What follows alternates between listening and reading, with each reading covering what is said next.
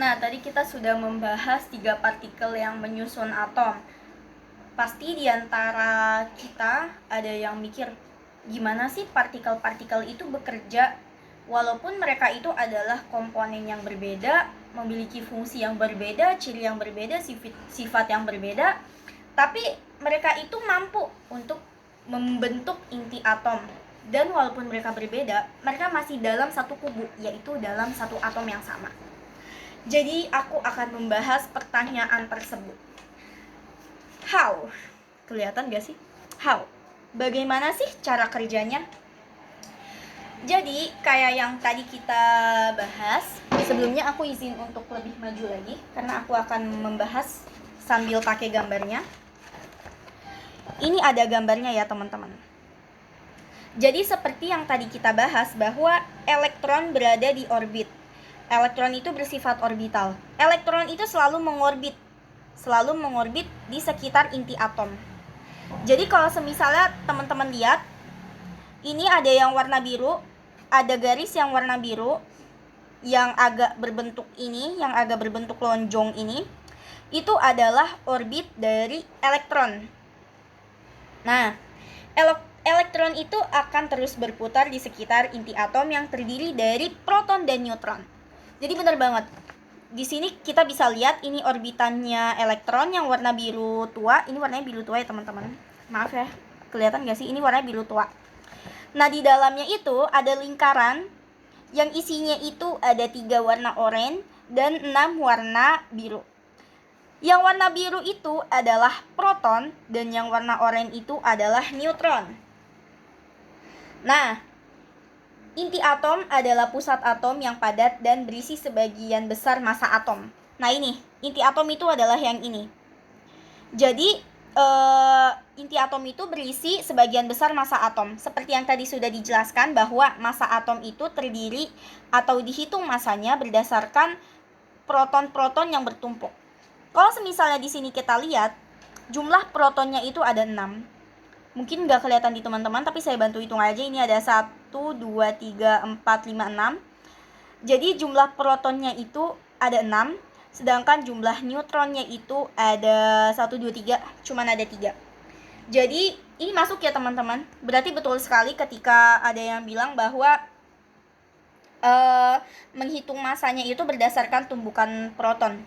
Itu betul, karena protonnya itu saling bertumpukan di sini.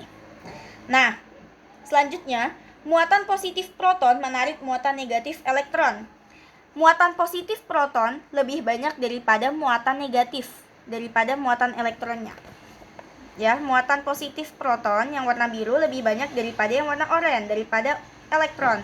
Nah, karena lebih banyak, dia mampu menarik energi elektron, energi negatifnya. Kenapa dia menarik energi elektron? Nih, elektron tuh yang hitam ya teman-teman. Maaf, elektron itu yang hitam, neutron itu yang warna oranye. Jadi yang menstabilkan di dalam inti buminya. Jadi selanjutnya setelah kita membahas 3 partikel yang menyusun atom, selanjutnya kita akan membahas nih bagaimana sih cara partikel-partikel tersebut itu bekerja. Walaupun mereka adalah komponen yang berbeda kan, proton, neutron, elektron, mereka adalah partikel yang berbeda, mereka komponen yang berbeda, otomatis mereka punya fungsi yang berbeda nih. Tapi kenapa sih mereka itu walaupun berbeda, mereka masih bisa bekerja sama untuk membentuk inti atom? Nah, saya akan membahas itu dan saya akan menjawab pertanyaan teman-teman semua yang terkait pertanyaan yang tadi itu, bagaimana sih cara kerjanya. Jadi, ini di kolom yang warna kuning adalah bab bagaimana sih cara mereka bekerja? Ya, seperti pertanyaan yang sebelumnya. Dan saya akan menjelaskannya dengan media ilustrasi ini agar lebih mudah untuk dipahami juga ya teman-teman. Jadi nggak cuma sekedar kata-kata, tapi dari kata-kata tersebut saya akan menjadikan kata-kata tersebut menjadi gambaran. Nah, jadi yang pertama itu kan elektron, seperti yang tadi sudah dijelaskan, elektron itu bersifat orbital. Artinya elektron itu punya orbit sendiri di inti atom. Jadi kalau teman-teman lihat, garis-garis yang bentuknya lonjong, yang berwarna biru muda, itu adalah orbitnya dari elektron. Elektron itu yang warna hitam ya teman-teman, yang ada di tengah-tengah garisnya, yang ada di tengah-tengah orbitnya ya. Nah, elektron itu terus berputar pada pusat inti atom yang berisi proton dan neutron. Jadi teman-teman lihat di sini, di dalamnya yang bulat ini ada warna oranye dan ada warna biru tua. Warna biru adalah proton, sedangkan warna oranye adalah neutron. Jadi betul sekali ketika ada pernyataan yang mengatakan bahwa elektron terus mengorbit inti atom yang berisi neutron dan proton, itu benar sekali. Gambarannya seperti ini kurang lebih ya. Kelihatan apakah terlihat? Jadi jumlah protonnya itu lebih mendominasi daripada neutron. Jumlah positifnya lebih mendominasi daripada negatif dan daripada yang netral. Lalu muatan positif proton menarik muatan negatif elektron. Seperti yang kalian lihat di sini, yang positif, yang proton itu ada banyak. Jumlahnya itu ada 6, neutron itu ada 3, dan elektron itu juga ada 3. Otomatis karena jumlah proton itu yang paling banyak, jadi dia ada kekuatan.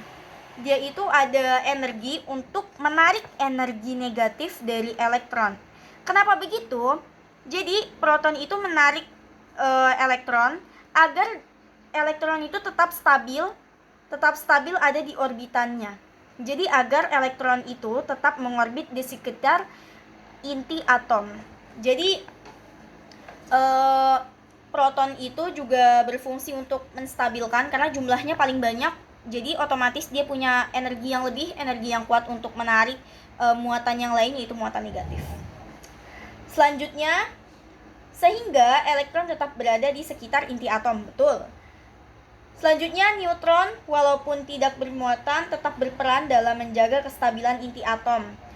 Jadi neutron itu yang warna oranye teman-teman ya, yang warna oranye yang di dalam bulatan yang ada 3 warna oranye itu adalah neutron. Neutron itu tadi bersifat netral ya teman-teman. Jadi dia itu tidak bermuatan positif, tidak bermuatan negatif, tapi dia tetap mempunyai peran. Jadi perannya neutron itu adalah menstabilkan di dalam inti atom ini. Jadi kalau proton itu untuk menstabilkan elektron agar terus berada di orbitnya, sedangkan kalau neutron itu menstabilkan, lebih spesifiknya itu menstabilkan posisi proton. Jadi proton itu ada banyak, balik lagi, proton itu ada banyak jumlahnya, positifnya itu ada banyak. Jadi ketika mereka berkumpul, proton itu akan saling bertolakan. Nah, inilah fungsinya neutron. Neutron itu menetralisasikan kondisi di dalam inti atomnya. Jadi biar protonnya itu tetap menjadi satu, tetap ada satu kesatuan yang utuh, tetap ada di bulatannya, tetap ada di inti atomnya. Karena kalau semisalnya gak ada neutron, tidak ada yang menetralisasikan, maka proton akan saling bertolakan karena mereka memiliki sifat yang sama, yaitu sama-sama positif. Jadi ketika bertemu dengan sifat yang sama, kurang lebih dia akan saling bertolakan. Dan inilah adalah fungsi dari neutron, yaitu menetralisasikan yang ada di inti atom. Sedangkan kalau proton itu lebih ke menetralkan orbit, menetralkan elektron sehingga tetap ada di orbitnya. Seperti itu. Nah, teman-teman, kita sudah selesai membahasnya, kita sudah sampai di ujung pembahasannya. Gimana nih, seru nggak pernyataan-pernyataan yang tadi saya paparkan? Jadi, selama presentasi tadi saya sangat mengevaluasi berbagai kekurangan saya, dan saya mohon maaf, pintu maaf yang sebesar-besarnya. Saya berharap dari pemaparan presentasi tadi betul-betul bisa memberikan perspektif baru dan bisa membuat teman-teman melek terhadap ilmu pengetahuan, terutama ilmu pengetahuan alam dan khususnya ilmu kimia. Yang tadi kita bahas adalah seputar dasar ilmu kimia, yaitu tentang partikel yang tadi. mengutip dari salah satu kutipan, yaitu carilah kesempurnaan di balik ketidaksempurnaan. Ada pesan tersiratnya teman-teman. Jadi pesan tersiratnya adalah saya harap kesempurnaan atau keindahan dari presentasi ini bisa tersampaikan ke audiens semua, ke teman-teman dan ke Bu Icem. Tapi saya mohon apa yang kurang menyenangkan, apa yang setidaknya kurang sempurna dan kurang menyenangkan di hati teman-teman semua, saya mohon pintu maaf yang sebesar-besarnya.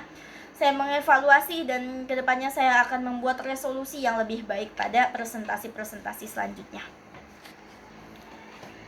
Jadi segini saja, terima kasih karena sudah memanfaatkan kesempatan kali ini untuk saling berbagi dan saling memberikan perspektif.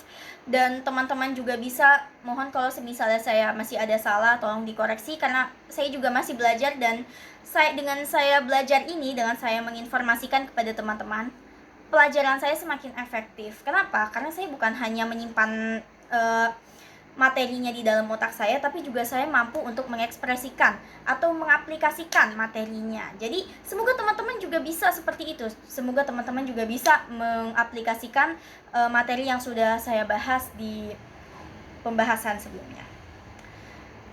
Saya pamit untuk undur diri. Terima kasih atas atensinya. Wassalamualaikum warahmatullahi wabarakatuh. Bye-bye.